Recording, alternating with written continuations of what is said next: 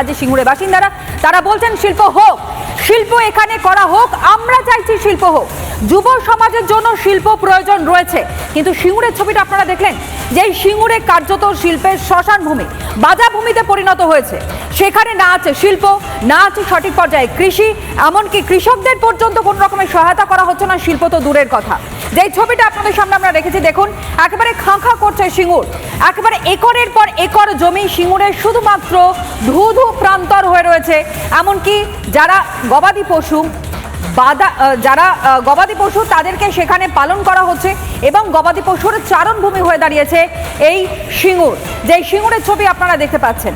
কিন্তু সর্বোপরি এই সিঙ্গুরের মানুষজন তারা কি চাইছেন? সিঙ্গুরের মানুষজন তারা পরিষ্কার করে বলছেন যে আমরা শিল্প চাই। আমাদের এখানে বাংলায় তো চাকরি বাকরির অবস্থা খুব খারাপ, তো আমরা দিদির কাছে এইটাই চাইছি যে কোনো কর্মসংস্থান করেন এবং ভবিষ্যতে যাতে আমাদের এই বেকার যুবক যুবতীদের চাকরি টাকরি হয়, এর জন্য। কি বলছেন? এই তো কারখানা আছে এই যে পাশে, একটু কারখানা দেখো জুম করে, ইমা দেখা যাচ্ছে না? কারখানা দেখা যাচ্ছে না? কারখানা হচ্ছে কিন্তু এখনো তো না, সবাই বলছে কারখানা হয়েছে, সিঙ্গুরে প্রচুর কারখানা হয়েছে, মনে হয় দেখা যাচ্ছে না, দেখতে পাচ্ছি না।